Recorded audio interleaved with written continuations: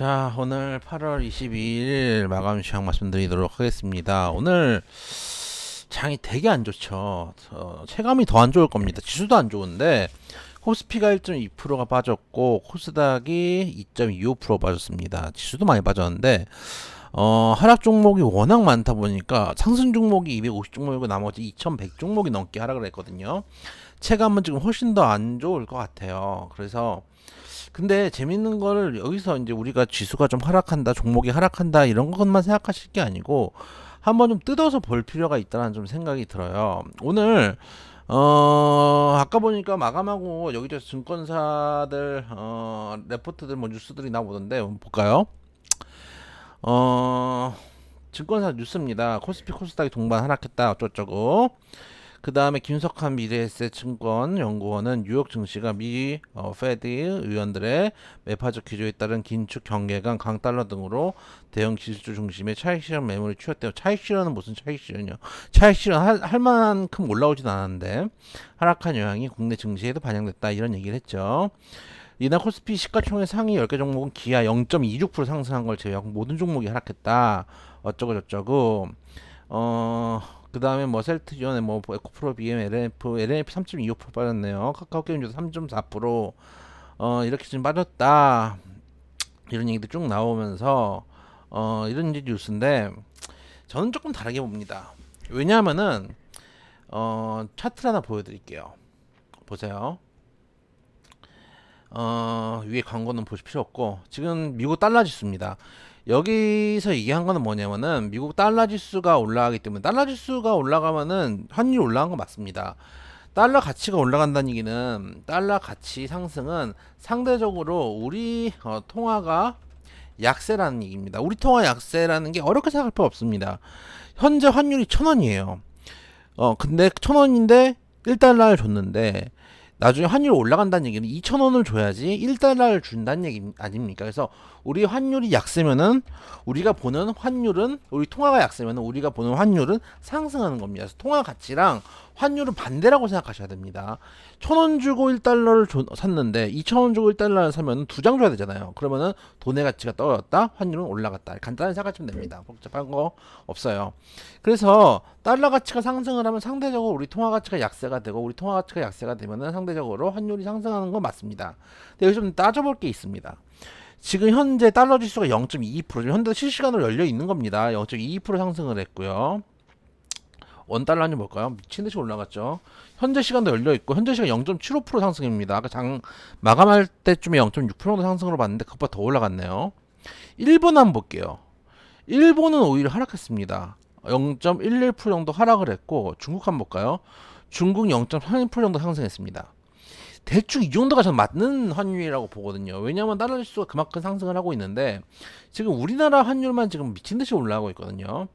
이거를 보면은 일단 미국 달러 아까 그 뉴스를 보면 이렇게 나오죠. 대부분 이제 오늘 시황 뉴스 이렇게 나올 겁니다. 미국 달러 지수가 올라갔고 달러 지수가 올라가는 거는 이제 페드 위원들의 매파적 긴축 경계감 이런 것들 때문에 올라간다라고 하는데 그렇게 하면은 전 세계가 공통의 문제를 갖고 있는 거잖아요. 그러면 거의 비슷하게 맞춰줘야 되거든요. 그러니까 예를 들어서 우리나라가 너무 최근에 오버슈팅을 했기 때문에 더 빠지는 거는 괜찮아요. 근데 우리나라가 과연 오버슈팅을 했느냐를 생각해 보면은 그렇지 않거든요. 우리나라 같은 경우는 작년 8월이 고점이었는데 미국도 그렇고 대만도 그렇고 전부 올해 1월에서 12월 정도가 고점이죠. 우리가 먼저 더 오버슈팅을 했을 수도 있습니다. 오버슈팅을 한 만큼 우리는 더 많이 빠진 것도 맞아요. 이걸 생각을 해본다면은 과연 전 세계 공통의 문제를 가지고 있는 거를 우리나라가 굳이 더 하락을 맞아야 될 이유가 있는가에 대해서 좀 생각을 해볼 필요가 있습니다. 그리고 둘째는 외국인 수급입니다. 그래서 외국인 수급을 보면은 오늘 코스피 1,100억 매수했고요. 코스닥 400억 매수했고요. 합쳐서 2,000억 매수. 선물도 매수했습니다. 2,000억 정도 매수. 한 박자 매수를 다 했어요. 환율에 가장 예민한 거는 외국인입니다. 외국인입니다. 자국 통화니까요. 가장 예민했는데 외국인은 오히려 3박자 매수해요. 그러면은 기관은 어떻게 했을까요? 기관은 코스피 2,300억 매도, 코스닥 1,800억 매도, 선물 1,800억 매도입니다. 기관이 3박자 매도입니다. 기관이 3박자 매도. 이게 뭘까요? 환율로만 보기에는 조금 이해가 안 가는 부분도 있어요. 그럼 이렇게 생각해 볼게요. 1번 미국 달러 지수 상승. 이걸로 환율 상승은 이해할 수 있으나 우리나라만 빠지는 걸 납득하기는 어렵다. 우리나라만 빠지는 건 아니죠. 우리나라만 강하게 빠지는 걸 납득할 수 있을까? 이거를 생각해 볼 필요가 있습니다. 왜냐면 다른 나라들 환율을 보니까 우리나라만 지금 환율이 강하게 튀었다는 거는 확실하게 보여지고 있죠. 이거는 글로벌 문제이기 때문에 그러면은 이렇게 생각할 수 있죠. 우리나라가 반도체가 강하기 때문에 대만과 함께 낙폭이 큰 게 아닌가 이렇게 생각할 수도 있습니다. 최근 대만 증시 한번 볼게요. 대만 증시를 한번 보면은 제가 뽑아놨는데 대만입니다. 대만 차트를 보시면 현재 위치를 볼게요. 자, 여기 이 구간이 그 예전에 코로나 때 구간입니다. 우리나라 차트랑 갖다가 한번 비교해 볼까요? 우리나라 차트를 한번 코스피를 기준으로 길게 늘려서 비교를 해보겠습니다. 대충 이런 느낌이죠. 대충 이런 느낌입니다. 양쪽을 아이고 자꾸 꺼지네. 양쪽을 놓고 비교를 해보겠습니다. 그러면은 여기서 급락이 나온 다음에 오버슈팅 한번 해주고 여기도 오버슈팅 한번 하셨죠. 그 다음에 여기서부터 이까지 올라간 거 역시 우리도 여기서부터 이까지 올라갔습니다. 거의 보시면은 대충 이제 퍼센테이지로 도표를 그리면 좀 더 정확한데 이 저점을 대비해서 거의 2배 넘게 올라왔죠. 여기 우리도 마찬가지입니다. 한 배, 2배는 됩니다. 차트상으로 봤을 때 그럼 거의 대만하고 우리하고 비슷하게 올라온 겁니다. 근데 보시면은 이 시기가 고점이죠. 이게 2022년 올해 1월입니다. 우리는 언젠가요? 우리는 2021년 6월입니다. 6월이 고점이고 여기는 1월이 고점입니다. 반년 빠진 거고요. 저희는 1년을 빠졌습니다. 이 지점이 다르고 지금 바닥을 잡고 있는 제가 2250선에서 바닥을 잡을 거다라고 말씀드렸던 구간을 보면은 왜 그때를 바닥 구간 저점으로 잡았냐면은 전에 올라갈 때 그 구간에서도 저점을 잡았던 구간이기 때문에 기술적으로 이 구간에서는 지지가 잡힐 가능성이 높다라고 판단을 했고 실제로 거기서 지지가 나왔어요. 이 정도 구간이죠. 요 바닥 구간과 요 바닥 구간이 비슷한 상태입니다. 그러면은 대만 걸로 볼게요. 대만에서 우리나라 이 정도 구간이 대만에서는 요 정도 구간이죠. 요 정도 구간인데 그러면 낙폭을 볼게요. 낙폭은 여기입니다. 그러니까 우리나라가 대만하고 비교했을 때도 많이 내려온 겁니다. 거의 퍼센테이지로 보면은 반 이상 가까이 내려왔어요. 지금 보시면은 이 자리 지금 선이 그어져 있죠. 전저점을 잡아주는 자리인데 지금 이게 이것 때문에 안 보이네요. 조금 더 당겨 볼게요. 이 구간과 우리나라 같은 경우는 이 구간과 이 구간이 같은 상태인데 대만은 그렇지가 않죠. 훨씬 더 높죠. 이 라인을 보시면은 전저점을 잡아주는 이것과 비슷한 라인을 잡아주는데 이 구간이 지금 이 구간 저점과 이 구간 고점이 같다는 얘기입니다. 이 구간 저점이 언젠가요? 2021년 5월입니다. 2021년 5월 볼까요? 2021년 5월이면은 우리 3천이 넘었을 때입니다. 그럼 현재 그때 저점 잡았다 이 저점을 잡는다고 해도 2,900대입니다. 그럼 우리가 지금 지수가 이렇게 돼야 될 이유가 없거든요. 그래서 생각을 해봅니다. 셋째, 일단 정치적 불안정성 이건 생각 안 할 수가 없죠. 일본이 최근 지수가 좋습니다. 니케이 한번 볼까요? 니케이 같은 경우는 지금 아예 오버슈팅까지 했어요. 좀 5월, 6월 자리를 돌파해서 오버슈팅을 해 놓은 상황이고 오늘도 보면은 개파락을 우리랑 똑같이 개파락을 했어요. 우리 코스피 한번 비교해 볼게요. 땡겨가지고 똑같이 개파락을 합니다. 근데 코스피는 음봉, 즉 시가보다 더 종가가 마이너스였다는 얘기고 니케이는 양봉으로 끝났어요. 똑같은 마이너스들은 개파락을 하고 이걸 돌려냈다는 얘기입니다. 그 얘기는 뭐냐면은 뭐라 그럴까요? 아베 총리가 총살은 아니고 그 총맞아서 이제 사망을 했잖아요. 그걸 보고 오히려 정치적 불확실성이 완화됐다고 보는 것도 있는 것 같아요. 중국이 요즘 강하잖아요. 중국도 곧 있으면 시진핑이 연임을 하면은 정치적으로는 되게 안정이 좋은 건지 나쁜 건지는 모르겠지만, 연임한다는 게 좋은 건지 나쁜 건지는 모르겠지만 정치적인 안정이 돼 있는 거에 반해서 우리나라는 지금 정치적으로 좀 많이 불안하죠. 지지율도 많이 안 나오고 하긴 정치적 불안성이 하나. 그러니까 국내 이제 어쨌든 간 해외 여러 시장을 봤을 때 국내 시장이 더 빠진 이유를 찾아야 될 거 아닙니까? 그럼 국내 찾아야 되는 거 아니에요. 그럼 우리가 통상 비교하는 게 대만인도 많이 빠졌네 라는 얘기를 많이 하지만, 대만도 아까 보셨다시피 우리나라가 하락한 것만큼은 하락하지 않았습니다. 그렇다면은 일단 국내 찾으면 이게 있고, 지정학적 리스크 얘기하시는 분들 많으신데, 지정학적 리스크는 대만이 짱이죠. 대만은 지금 위로 지금 머리 위로 지금 중국 미사일이 날아가고 있는데 이거는 아니라고 봐요. 이게 대만보다 약할 이유는 없다고 봐요. 뭐 일본은 뭐 연관 안 돼 있습니까? 일본도 사실은 대만하고 전쟁이 만약 중국하고 나면 일본도 같이 엮여 들어가는 겁니다. 그럼 이건 아니라고 보고 일단은 그래서 써놓긴 써봐 볼게요. 지정학적 리스크는 우리만의 문제는 아니다.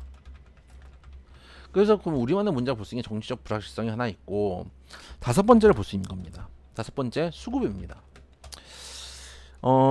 우리나라는 저는 지금 코로나의 급락장은 리먼 때 겪어봤고, 급등장도 리먼 이후에 급등장을 겪어봤습니다. 근데 대부분 제가 뭐 자주 드린 말씀이지만 박스권 장세, 지루한 장세를 훨씬 더 많이 했습니다. 급등장이 잘 안 나와요. 7년에 한 번 10년 주기입니다. 근데 통상 제가 알고 있는 우리 시장은 외국인 놀이터입니다.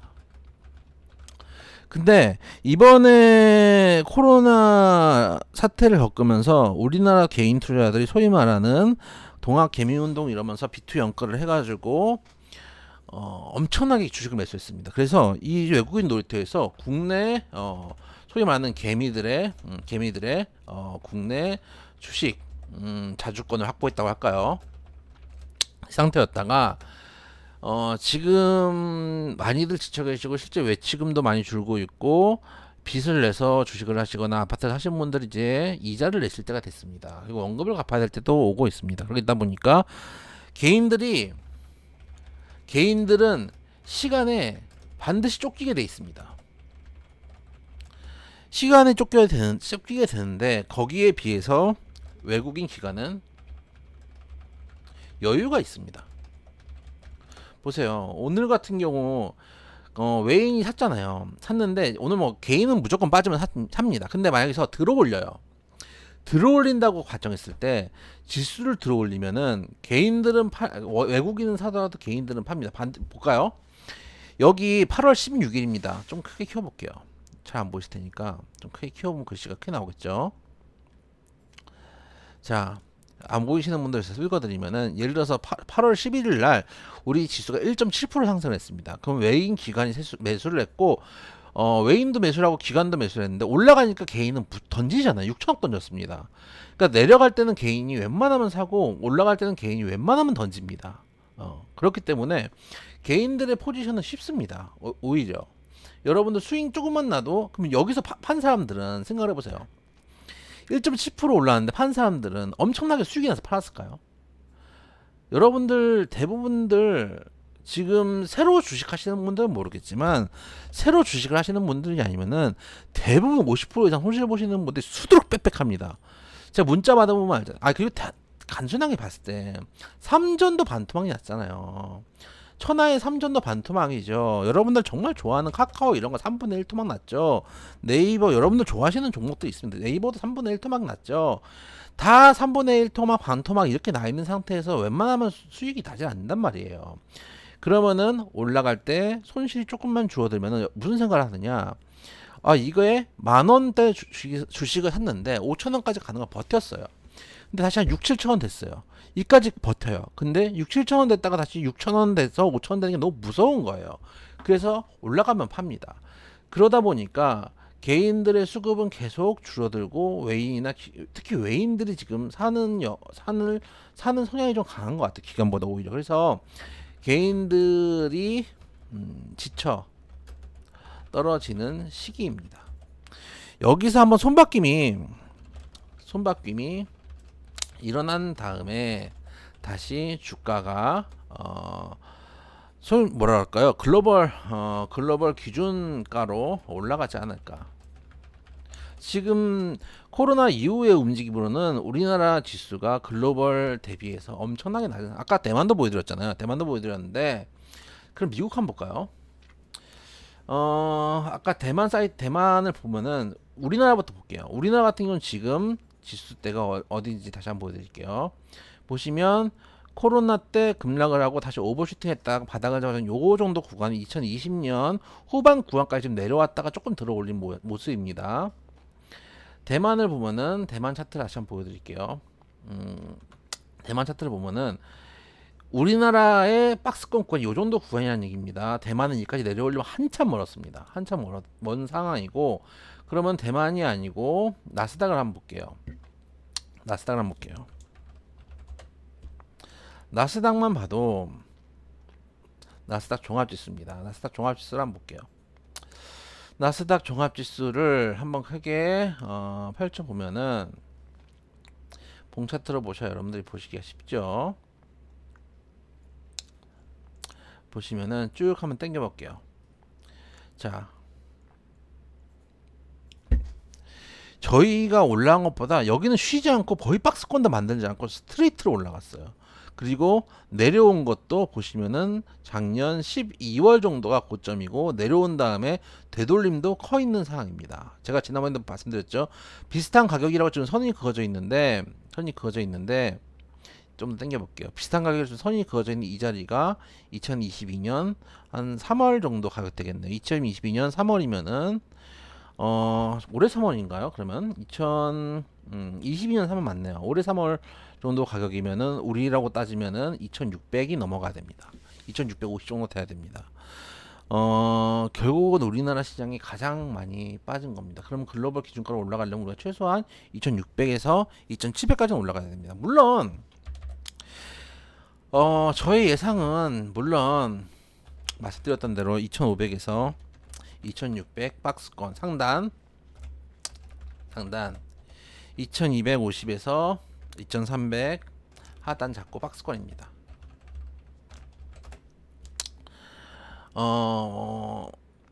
왜 그러냐면은 저는 이제 첫째 정치적 불확실성, 둘째 우리 시장은 언제나 박스권. 이건 제 경험 때문에 그런 겁니다. 셋째, 기술적 자리가 정말 중요. 그리고 4, 개인들의 성격이 급함. 매매 성향이 너무 빨라요. 우리나라 개인들이. 이런 것들을 통합해서 봤을 때 박스권을 말씀을 드리는 거예요. 왜냐면 이거를 단기적으로 올해 이걸 만들어 놓고 하지, 내년에 올해 내내 개인들을 털고 가서 내년에 외국인들이 놓을 수 있는 장이 만들어지거든요. 그래서 제가 원하는 거는 제 예상이 틀리고 2,600 이상 올라가서 2,700까지 가는 게 제 바람이지만, 결과론적으로는 이런 문제 때문에 일단 박스권이 만들어질 가능성이 높다. 그러면 우리는 뭐 어떻게 되냐? 우리는 확실한 종목을 모아 가거나 혹은 포트를 개편 해야 될 필요가 있습니다. 그래서 금요일에도 우리가 포트 종목들을 조금씩 교체해 나가고 있는 것도 그런 이유입니다. 그래도 금요일날 교체했던 종목이 오늘은 그래서 상승을 해서 다행입니다. 그런 이유가 있다. 앞으로도 종목을 천천히 포트 교체를 해 나갈 예정. 중립 포트 만들 거예요. 그리고 저는 지금도 우리 포트에 웬만하면 제가 포트에 반도체가 하나씩 있는데 아직도 반도체가 없는 이유가, 반도체는 지금 긍정적으로 보지 않습니다. 삼성전자 보면은 삼성전자 지금 거의 수급상으로는 보시면 삼성전자 수급이 너무 안 좋아요. 삼성전자가 오늘도 외국인 기관 악매도를 하고 있는 상황입니다. 그래서 일단 현재 주가 정리를 하면은 현재 우리 시장 글로벌보다 저평가. 그래서 아까 뉴스에 봤던 미국 긴축 우려가 어쩌고저쩌고 이런 것들은 핑계가 되지 않는다. 그거는 하락을 설명할 수 있지만 우리나라가 글로벌보다 더 하락하는 이유를 설명할 수 없습니다. 우리가 글로벌보다 더 하락하는 이유는 정치적인 이야기도 있지만은 결국 수급이 좋지 않음. 이거는 개인들이 죽어야 시장이 사는 모습입니다. 옛날에 리먼 때도 그랬어요. 리먼 때도 개인이 달라붙으니까 결국은 한번 털고 가야 됩니다. 그랬던 적이 있었어요. 그렇기 때문에 개인이 죽어야 시장이 사는 구간입니다.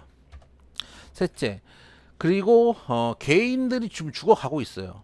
특히 기관이 매도를 하는 걸 보실 필요가 있습니다. 기관이 물론 우리나라 시장을 연기금 이 새끼들이 제일 나쁜 새끼들이에요. 계속 우리 시장 줄이고 외국에만 투자 비중을 늘리니까 그 자체가 환율을 움직여요. 그 자체가 환율을 움직이니까 그 자체가 지수 하락을 불러일으키는 상황이 벌어지는 거예요. 자기가 계속 자기 얼굴에 침 뱉고 있는 거예요, 지금 이거.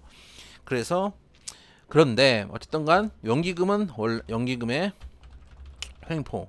그래서 공매도 제일 많이 빌려준 게 연기금이죠. 그리고 오늘 보면은 특이할 점이 기관이 매도를 했는데 기관 매도가 기관 자체 판단일 수도 있지만 기관의 액티브 자금일 수도 있지만 펀드를 팔아서 주로 한단 말이에요. 그래서 개인들도 지금 국내 펀드를 청산하고 국내 주식 펀드를 청산하고 해외 주식 펀드에 투자를 한다는 얘기예요. 반대로 얘기하면은. 그래서 개인들도 지금 해외로 나가고 있는 상황. 이런 복합적인 것들을 따져봤을 때 우리나라 시장이 더 안 좋은 이유가 여기에 있다라고 보고 어쨌든 결론은 확실한 종목을 모아 가야 됩니다.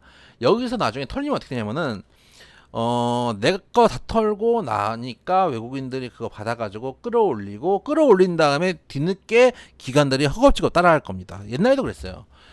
예전에도 보면은 외인들이 끌어올리면 한참 끌어올린 다음에 기관들이 허겁지겁 쫓아갑니다.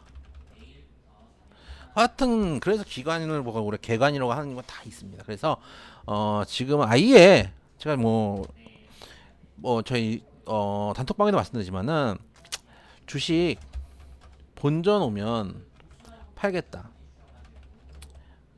하실 거면 지금 주식시장을 떠나는 게 맞습니다.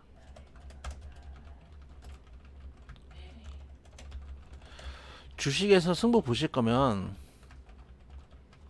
여기 전쟁터입니다. 항상 말씀드리지만 주식시장은 전쟁터입니다. 승부 보실 거면 내가 주식 접는 날이 대한민국 인구수 하나 주는 날이다. 이 정도 각오를 하고 하신다면은 반드시 수익을 볼 수 있다. 여유 있게 대응을 했으면 좋겠다는 말씀 드리도록 하겠습니다.